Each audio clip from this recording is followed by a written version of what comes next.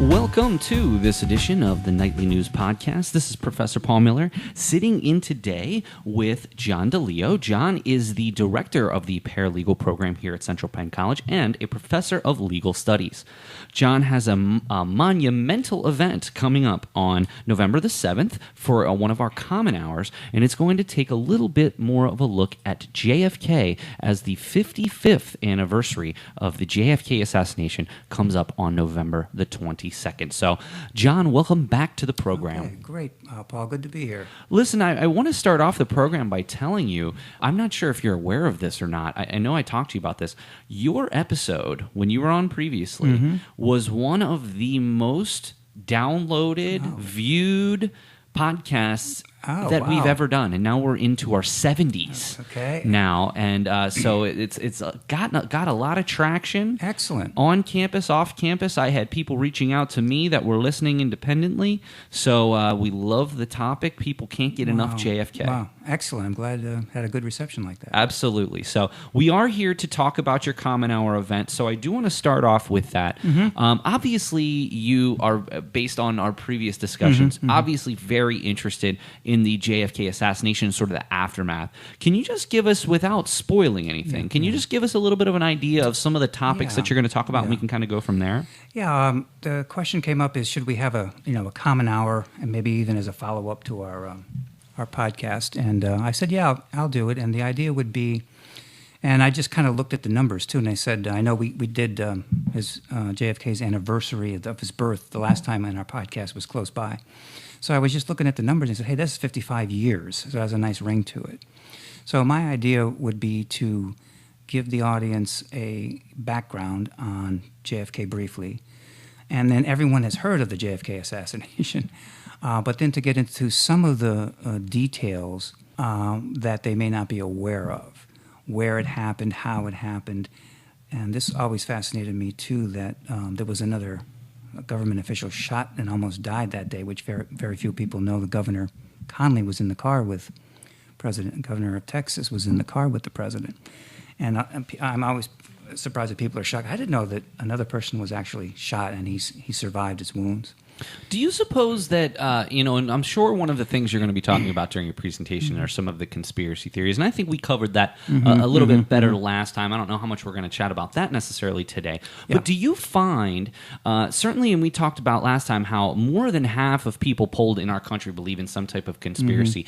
Do you think that the further and further we get away from it, the more and more the conspiracy grows because of the lack of the information that you discuss? I think, in fact, you made the point the last time, isn't it, that as more and more information comes out, the conspiracy numbers are starting to go down. And so I think if we ever get the last batch coming out, I think that will help. But there'll always be that core of people that are just going to push the conspiracy and their particular one. Well, and this is, to me, though, this is the conspiracy. You know, obviously there's tons and probably hundreds of thousands of different conspiracy theories out there, but this is the one that it seems to me that the most people believe in. And I just wonder if it's because of some of this lack of information that you talk about. But you also made a point here about some of the documents that still are not and have not been released. So can we talk about that? Sure. Let's start at the beginning. How because they were all supposed to be out in 2017, and they're not. There's still 520 documents, according to the National Archives, remain under seal under one of the two provisions of the President JFK Assassination Records Collection Act of 1992. Yeah, just a little bit of background on that. After the Oliver Stone film in the early 1990s, which really pushed all kinds of conspiracies, right? And we talked briefly about that last time. It really was something that a movie can produce congressional legislation and can move members of Congress to pass a law, which is kind of amazing. So that movie did that, and it created a unique government agency called the Assassinations Review Board. And their only job, and they go out of business, and they did go out of business, was to gather all of the records of the JFK assassination anywhere you can find them and put them into the National Archives. And they are charged they were charged with a broad category of records. A record means anything related to the assassination of President Kennedy that was created or made available for use by, and then lists all of the different government committees and agencies that may have a document. And I won't list them all, but of course the Warren Commission, everything's supposed to come out. There was a Rockefeller Commission, and one I hope we talk about today would be the House Assassinations Select Committee on Assassinations, which we didn't talk about too much last time, but they did an exhaustive investigation in 1979. Now, let me ask you, we can talk about that right now, the House Select Committee on Assassination. Why was this convened? Because obviously it was, 15 years later or 16 years later after the Warren Commission. Why did the House Select Committee on Assassination feel the need to reconvene after the Warren Commission already had said, hey, this was a lone shooter? Yeah, I think, it was not a movie this time, but it was this Senate and a number of committees doing investigations. And one of the investigations was called the Rockefeller Commission, and another one was the church hearings. And in those investigations, amazing documents came out and things that the public were hearing for the first time, such as the United States government employed the underworld, the mafia, to actually kill the president of Cuba, Fidel Castro. Shocking to the American people. And that other information such as that we wouldn't, like, who would believe that we're supposed to be the good guys and we're going around killing world leaders, So I think that was a spark to it. And then other committees were investigating this, the Pike Commission, and I think there was started to build within the members of the Congress. Someone and they call it a select committee in the sense that it's not a standing committee of the Congress, so this had to be specially developed. And one of the conditions were that the committee also investigate the assassination of Martin Luther King at the same time. So they did both, and I've not studied in really good detail that other part of the investigation. So those were the two things that, we're going to do JFK, we're also going to do Reverend Martin Luther King too. Now, just based on some of the things that we've talked about, while the Warren Commission sort of backed up the idea that Oswald was the lone shooter, the House Select Committee on Assassination said there was a probable conspiracy. Yeah, isn't that? And that seems to get lost along the way. But they did say, though, that Oswald was a shooter. So they backed up the Warren Commission in certain respects. So Oswald is the shooter. The shots came from behind, from the school book depository building, just like the Warren Commission said. And Oswald shot 3 times and 1 missed. The magic bullet, which we talked about, the kill shot that kills Kennedy, and then a 3rd shot that missed. Because of the committee found acoustical evidence that was captured on in the police station by a motorcycle policeman who had his microphone stuck on. And so that the sounds were captured, and acoustical experts testified, and the committee believed that those acoustical sounds were gunshots, up to 4 to 6 gunshots. So based upon that, they concluded, since Oswald could only have shot 3 times in the amount of time by the Zapruder film, that there was a probable conspiracy. They couldn't identify who the conspirators were, but they did say that organized crime, the mob, had the motive, means, and opportunity to do so. Although they didn't think it might have been members of the mob, but not as an organization. They couldn't put their finger on that. Now, for those who may have not heard the entire podcast or heard the last podcast, what role does the mob have into this, and why would they be a potential co-conspirator? Yes, real quick. When President Kennedy came into office, which not allowed today, he nominated his brother Robert F. Kennedy to be the Attorney General of the United States. And when President Kennedy was Senator Kennedy, he was involved in investigating the rackets, labor unions, and organized crime. And when Robert Kennedy then became the Attorney General, he really pushed for the crackdown on organized crime, and specifically Sam Giancana, Carlos Marcello, Santos Trafficante. These are the heads of the mob at the time. And the FBI caught on tape a lot of the mobsters in all different cities saying, because of this, the pressure's really on us, we got to do something, we can't stand this, Kennedy's got to go, we got to get rid of him. Now, that never really was a smoking gun to say that this mobster did that. And of course, you're not going to find people in a room, with typed up documents saying, "Let's go get him." But that's the closest you can get. And so that's how the mob figured into it. And I was doing a little research.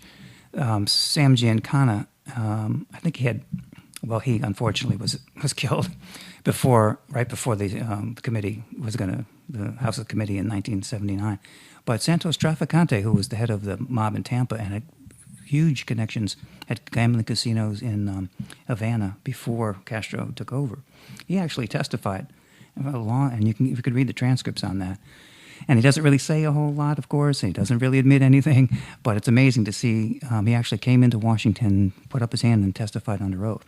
So putting it all together, and ideas that Carlos Marcello, who was the head of the mob in New Orleans, was treated very badly by Robert Kennedy and actually was put on a plane and thrown out of the country. That kind of the idea is that the mob was really upset that their business was going to be disturbed, and the personal insult to Carlos Marcello by getting actually thrown out of the country. So let's talk a little bit more about this House Select Committee on Assassination and the Warren Report. Why? I guess it's interesting to me that both of them had such different, similar along the same lines of conclusions, but different ways of getting there. Why what are your thoughts as you look back on the Warren Commission and the reports that they put out? And do you think that it was in someone's best interest that it remain a single shooter? Yeah, I think there was President Johnson, who took over after JFK was killed, was quoted as saying that we have to make sure that the public is convinced that Oswald was the lone assassin, and other officials were quoted as saying that. The head of the FBI at the time, J. Edgar Hoover, the same thing. The public must be convinced that it was only Oswald. And one of the things that the committee found, they found as a criticism of the Warren Commission, that they didn't, and especially the FBI, did not investigate the possibility of conspiracies back then. And so they took it upon themselves to at least try to find the threads of the conspiracies. For example, they found a photograph of Oswald with a man by the name of David Ferry, who was in the underworld kind of. He was a pilot in New Orleans. He was that's connections to Carlos Marcello. And here you have a picture of Oswald with this gentleman from organized crime, and that kind of got the threads going. And then what was interesting was the chief counsel of the committee was a man by the name of Robert Blakey. And Robert Blakey was closely associated with Robert Kennedy. He was assistant to Robert Kennedy, and he's actually credited with being the author of the RICO statutes, the statutes that really helped the federal government go after organized crime under what was called a RICO charge. And you hear about the RICO charges all the time, but that really helped the federal government. It was a statute that allowed them to go after, organized crime. And Blakey, and he's written a couple books about it, he is of the belief, and he's a man of stature, obviously, believes that it was a mob hit. He puts it in his own words that it was a mob hit based upon these different connections. Of course, he can't really put his finger on it either as to say this order was given here to do that. But there's a man of substance that thinks it was the mafia did it. Well, I'll tell you, Oswald's got to have one of the most interesting lives ever. He's in with the mob. He's in with the Russians. He's all over the place based on some of these documents that have come out. One of the things that I did want to chat about before we talk a little bit more about maybe what some of the subjects are at the Common Hour is I want to flash forward a little bit to the President JFK Assassination Records Collection Act of 1992. Can you just talk a little bit about what that is and what kind of timeline that set up, and then we'll rewind back to 2017 and see where we are now? Yeah, we could do that because that's really at the heart of these documents coming out. And it was a unique statute in the sense that usually when government agencies are formed, they stay forever, but this had a specific mandate and a specific timeline for it to be in existence. And its only function was to get these documents. So some of the agencies that I spoke about earlier that they were charged with getting the documents from would be, of course, then the Commission, also files from the CIA, the FBI. And as we had probably discussed, the FBI was tracking Oswald all the way through his life, and he was only 24 years old when he was killed himself. But he had been to Russia, he had been involved in communist organizations, and they were literally reading his mail, the United States government, and there was the FBI was trailing him. So, and also he was a Marine, and so the records were there and then sent to the Office of Naval Intelligence. And when they found out that he was in Oswald, right before the assassination, was in Mexico City trying to get into Cuba and meeting with the head of the KGB Assassinations Bureau in North America, that information was sent all to all the different agencies.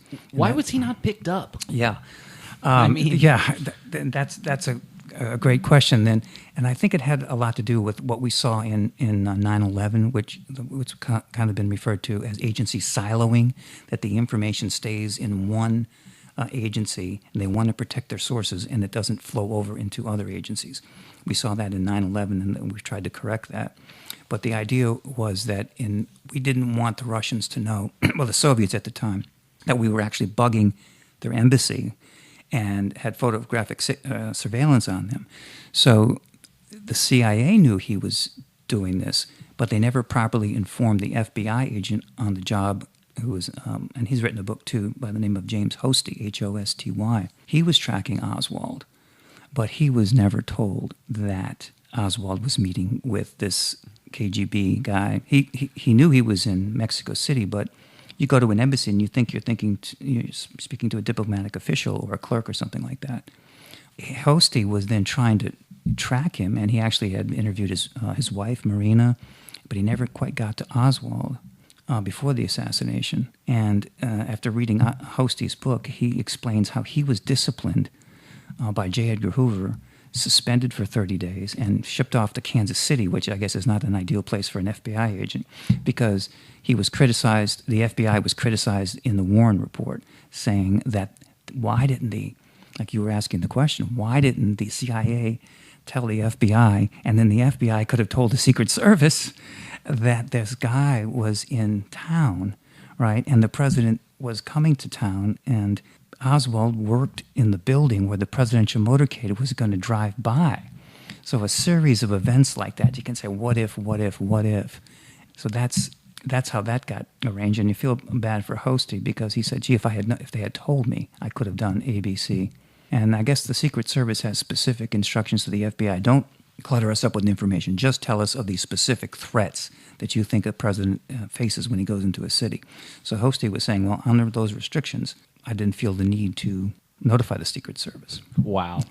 So in the President JFK Assassination Records Collection Act of 1992, initially they put a 25-year time frame for the release of all the documents, although you notified me that something and a reason why we still have 520 documents remaining under seal is because? Yes. The statute specifically says that no later than 25 years after the date of the enactment, all the documents shall be released. So that would take us to 2017, late 2017. And here's the key word here, I'm reading from the statute.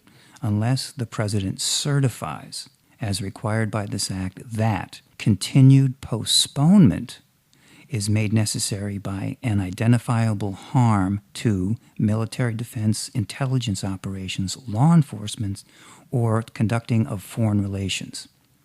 So those are the categories. So the agency can say, we shouldn't, to the president, we shouldn't release these because it would be a harm to defense or harm to our intelligence operations. It would reveal a source. It would reveal somebody that we were using and reveal their identity. And that person could be in jeopardy. It could mess up our foreign relations. So something that's interesting is, so obviously over the last year, there have been thousands of documents that have come out, but most of them are very heavily redacted. Yes. So a question, first of all, Donald Trump on April the 26th is sealing these files for another 3.5 years.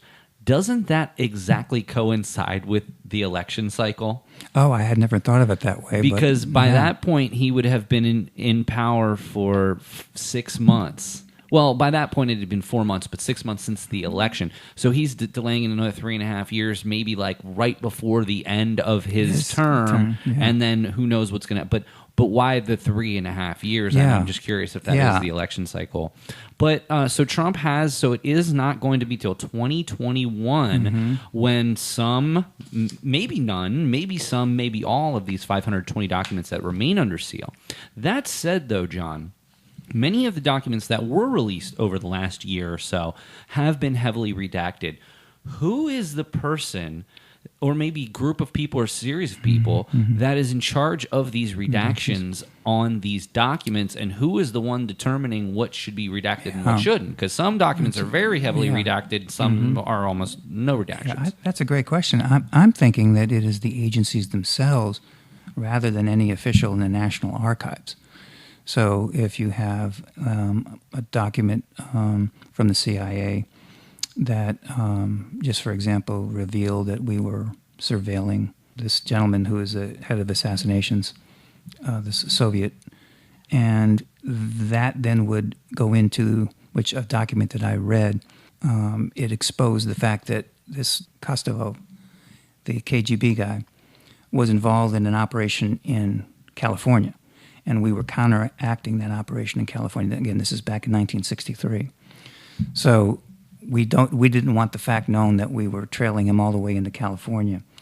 We may have used a source in California by name who was kind of an informal, a confidential informant, John Smith, but we didn't want his name revealed because he might be in jeopardy because he was helping us. So that's, I think, where the redactions come in. And then the counter-argument would be, well, anybody that was around back in 60, they're either 95 to 100 years old or they're not around anymore. So the real need to protect those folks is really not there.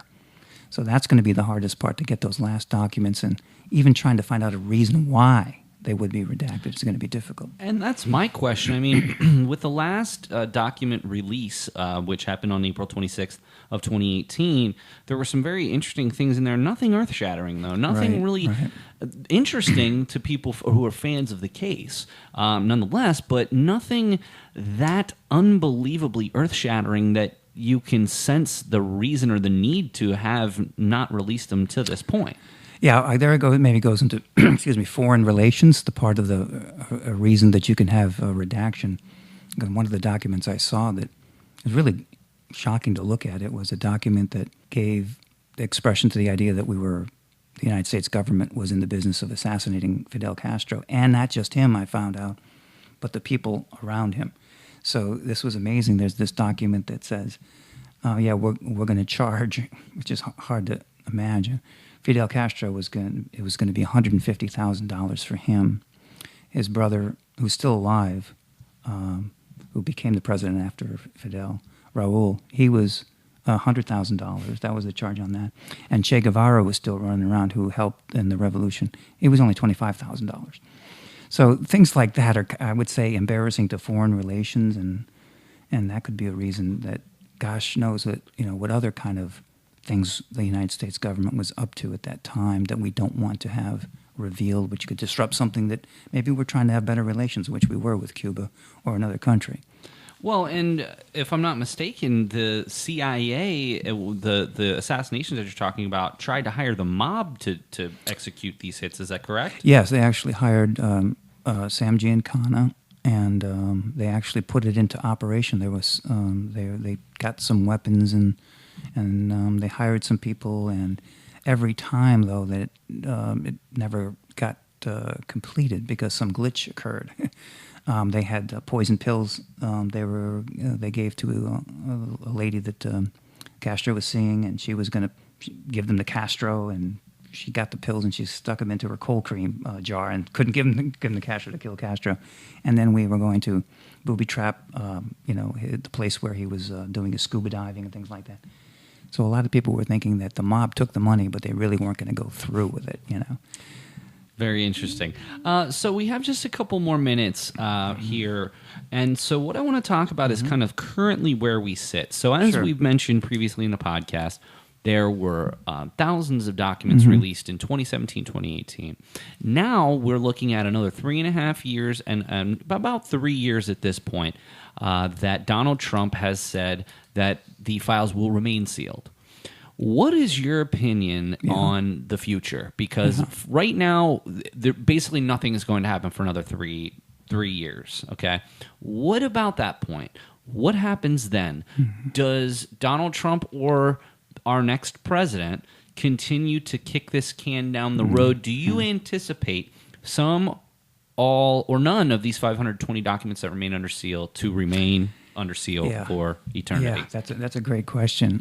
My guess is they'll drip out some more the next time it's coming out, and it'll be like pulling teeth, and this could happen over the next decades. That's my guess. What's the point of them doing that? Like, I don't understand. Like, as you mentioned, all these people that are involved with this are either extremely old or already moved on. Yeah. I don't understand what the benefit is of continuing to drag your feet, because it's just going to leave these conspiracy theories out there, because everybody probably assumes that most of these documents are where the good stuff is. Yeah, the only thing I could think of would be like the institution's embarrassment that they could have acted, that their predecessors could have acted in a certain way. And another section of the act I wanted to point out would be that grand jury testimony is also under seal by a court, and the president cannot release that. So if just traditionally in our criminal justice system, the events and documentation of a grand jury and the testimony of a grand jury is secret. And that's the way we want to keep it, because if people don't get indicted, there's a lot of information out there. We want to protect all those folks. So that's another whole part of this. Carlos Marcello and some of these other folks were put on trial for various crimes, and there is indications that they made admissions in these grand jury in this grand jury testimony. That is under seal, and that could only be unsealed by a court.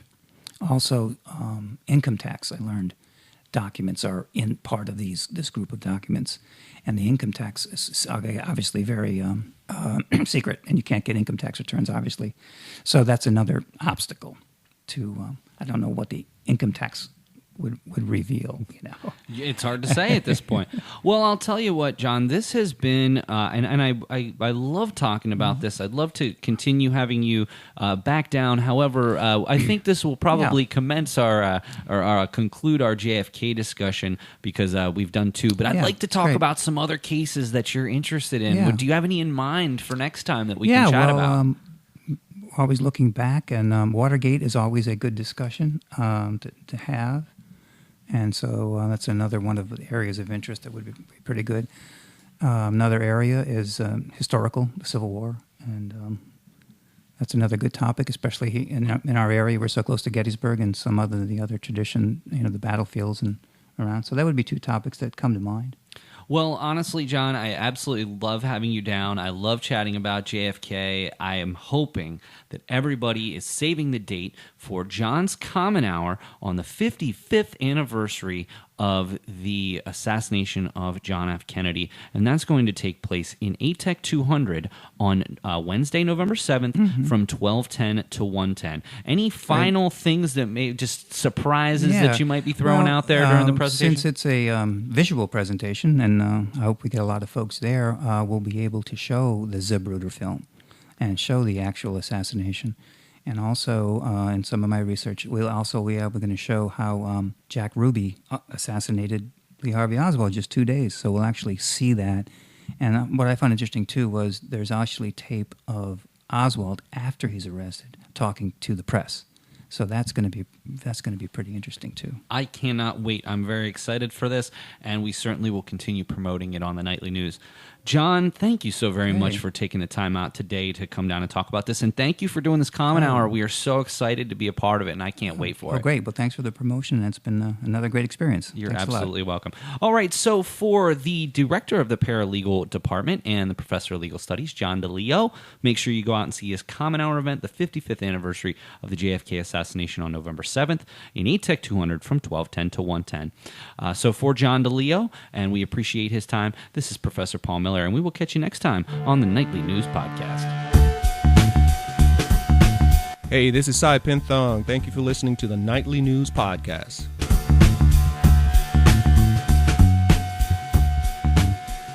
Welcome to the Nightly News Podcast. This is Professor Paul Miller, and you are sitting in today with the wonderful ladies from the Education Foundation, the Central Penn College Education Foundation, Sandy Box. Hello, hello. And MaryBeth Fisher. Hello. And one of the things that we have a ton of things to talk about, all kinds of things coming up in this fall term from your office, Sandy. But I want to start off with MaryBeth.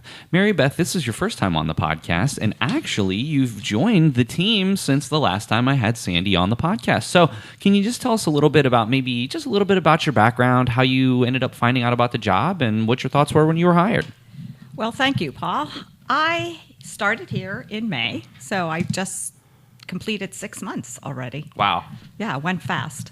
I love it here. I love my job. I love the students. I love the faculty and staff. It's ideal. I wish I had found this job 10 years ago.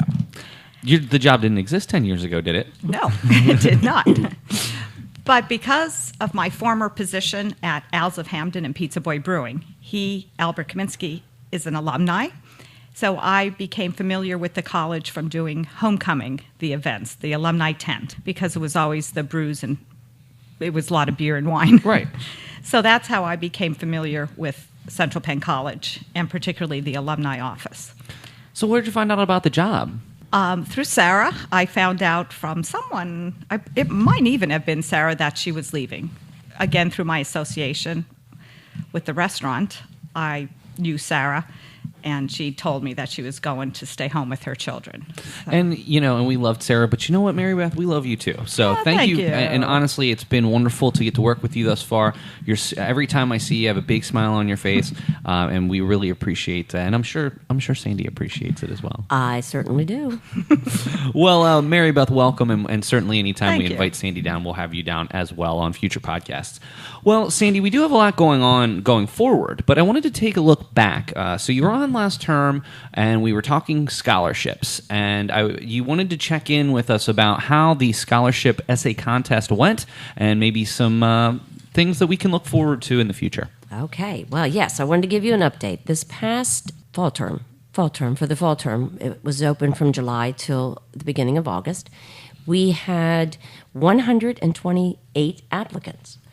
So the number was a little low, which is understandable because it's during the summer term. But we were able to award 99 scholarships out of the 128. That's incredible. That is incredible. And what's equally exciting is that we were able to award 20 scholarships to new first-term students. And that's unusual. Usually it's a little bit more difficult. Maybe it's just that they don't know about it. I know a lot of them don't have a GPA. Right. All of them don't have a GPA. Right. So, it is often difficult to award those first-time students, but why was it different this time? I think the difference this time was that we specifically told the faculty to please encourage the students to apply, even though they don't have a GPA. And when students would stop by the office, we told them again, don't forget to apply. Even though you don't have the GPA, just put in the 2.0 or something that you think is close to your GPA, because we'll verify everything.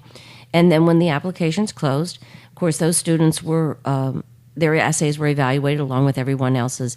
And I sent an email out to them telling them that once their GPA was posted at the end of the term, that they would hear from me whether or not they were selected to receive a scholarship. So, like I said, we had 20 students that out of I think there were 32 new first-term students applied for scholarships, and out of 32, 20 students received. That's phenomenal. Well, and just 99 out of 128, that's right. 75, 80%. Exactly. I mean, that's incredible. It was really high this time for some reason. Like I said, I think it's because of the fact that it was the summer term and not as many students were on campus. However, that's the kind of number that we want to see from here going out. We want to be able to give as many of our students a scholarship as we can.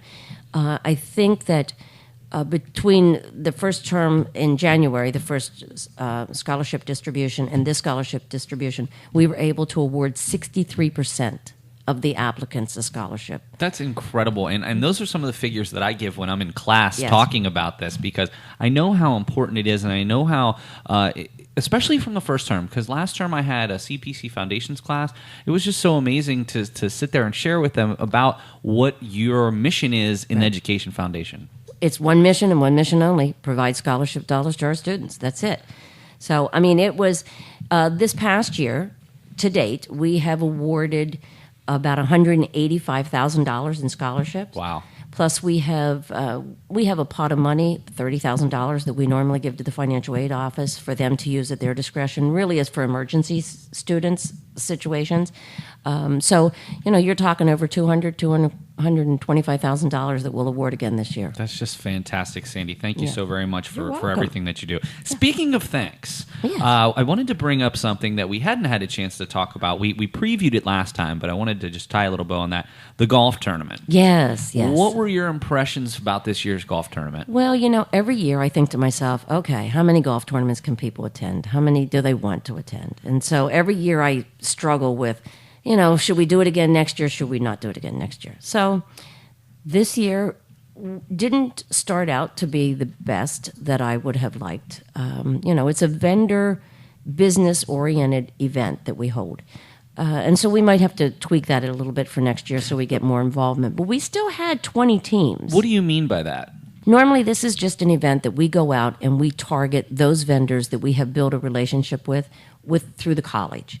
So our groundskeepers, our landscaping, our marketing department, our PR, whatever it is that we have built a relationship with, our printing, we ask them then to come to this event, to participate in it. It's kind of one of those things that we've used and paid you for your services throughout the year.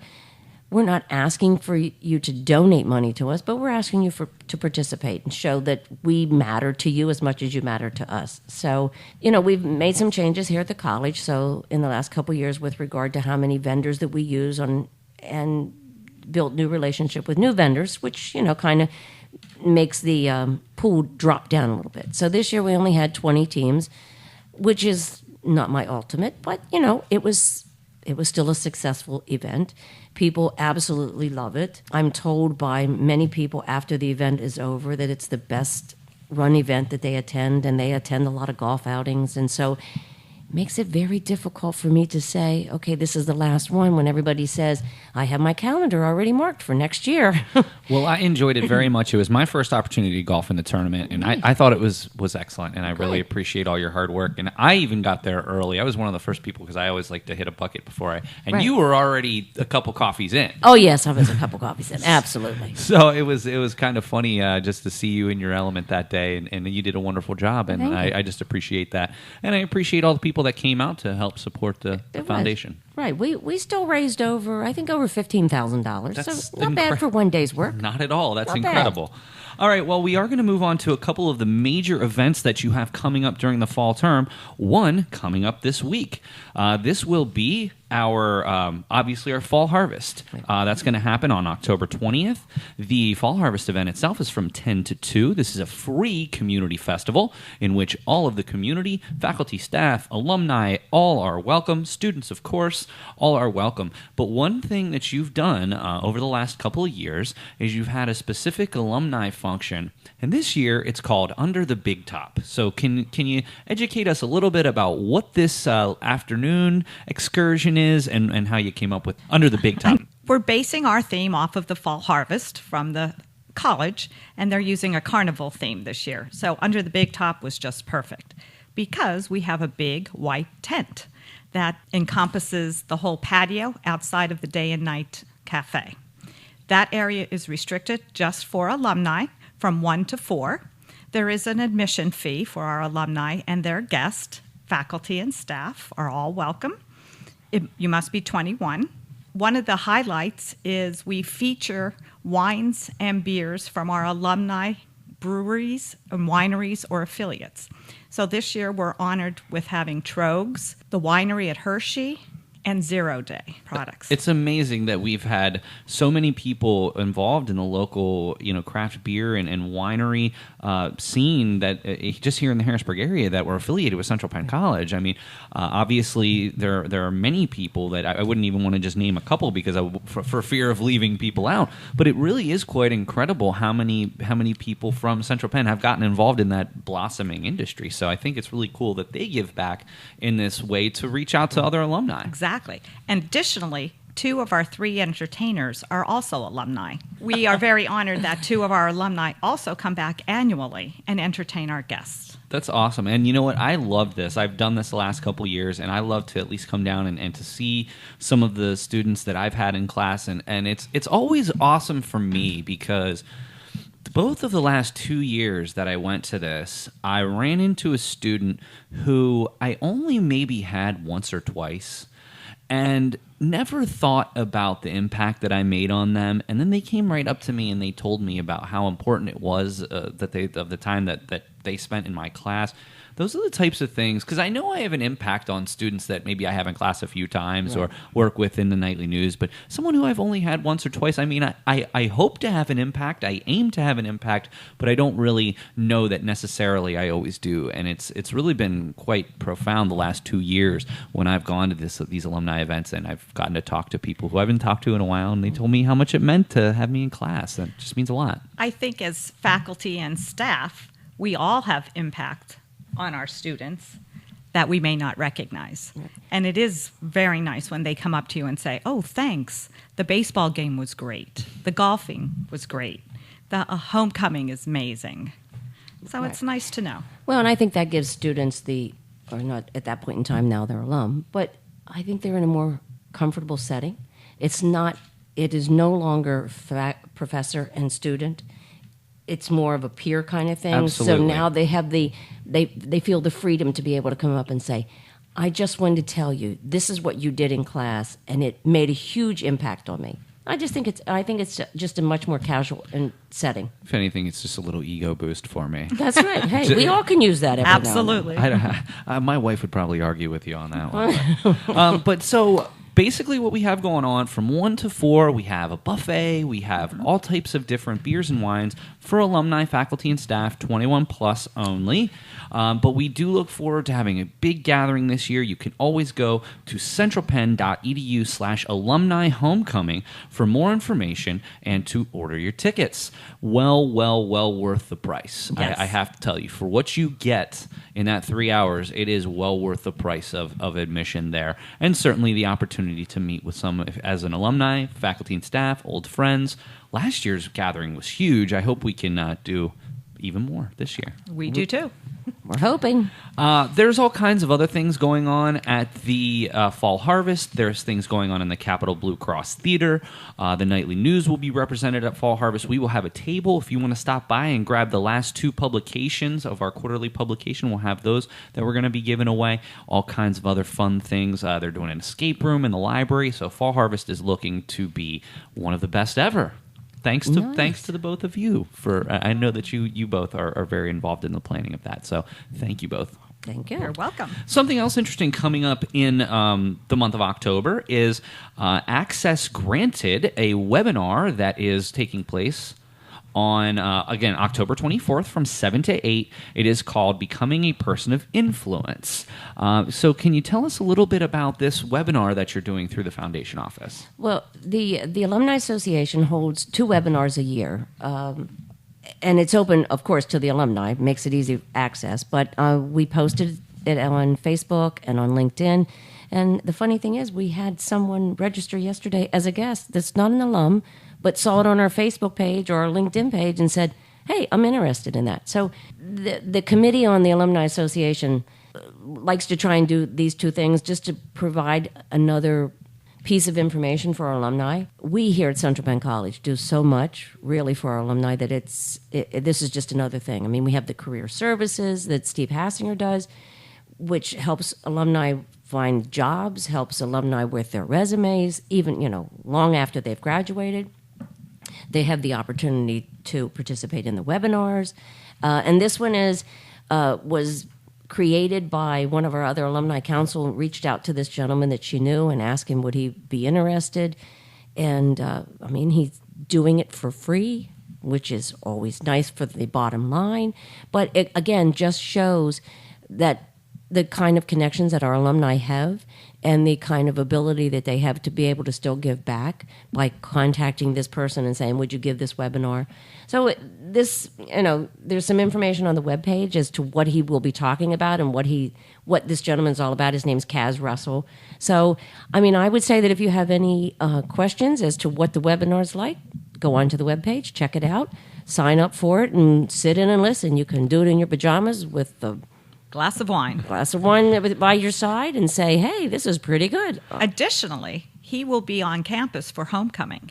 He will have a booth for homecoming from 10 to 2, and then, I don't know how, from 1 to 4, he'll be down at the alumni tent for any alumni to speak with him and meet him prior to the webinar. That's fantastic. For more information about the CPC Alumni Access Granted webinar, Becoming a Person of Influence, you can go to centralpenn.edu/access granted. I love how you guys have like the easiest websites that I can just read right off just like magic. So one more thing that I wanted to chat about, and then we can talk about the final alumni event of the fall.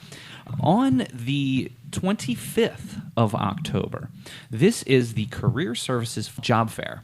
And why I bring this up on this specific podcast is, yes, students are invited, but so are alumni. Right. When you're an alumni here at Central Penn College, you have access to career services and, most importantly, career services events for life. Right. And that's one thing that I tell students, and they're just blown away by. They don't understand. And you know what? The reason that I'm so, and I've shared this with, I know at least you, Sandy, one of the reasons that I'm so actively involved with what you do is because I feel that when I was in college that I didn't have anybody that told me, like, we had something similar to this, but no one knew about it. No one... And I want to at least make sure that people know. So it falls on them if they don't take advantage of it. Exactly. And so when I tell people that career services is something that is done forever, and that even when they're an alumni, these events that we have on campus, we have 2 job fairs a year on campus. We have another one that we're a part of off campus. All of those events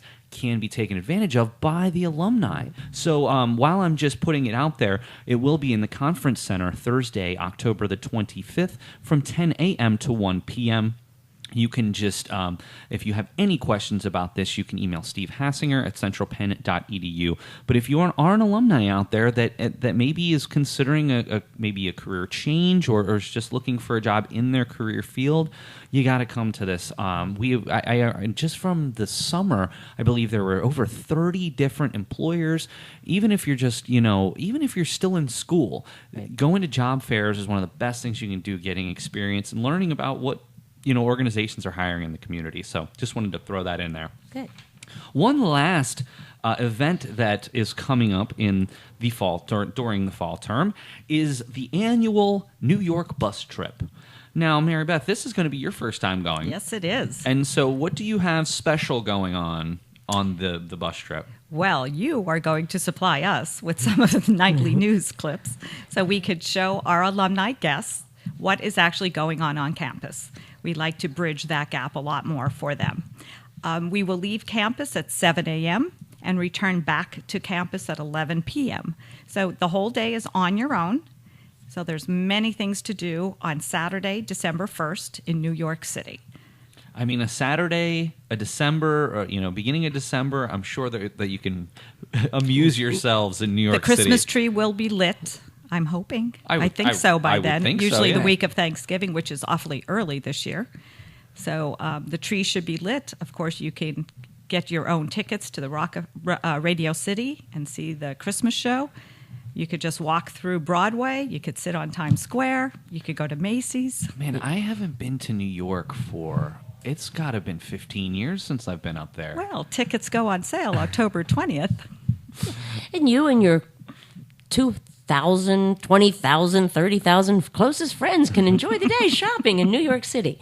No, I'm teasing. It's a fun day. It is. It is always a fun day in New York City. Well, I've spent so much time up there, and I guess I went up so much when I was younger that I kind of had it. But I will tell you that if I ever go again, I will not be driving. So whether I'm taking the Amtrak or whether I'm taking the bus, I'm not driving back up there again because I used to do that. It easy. Oh my gosh, it's the Amtrak's the best thing ever. Like the first time I went up there on Amtrak, I said I am never ever driving up here ever again.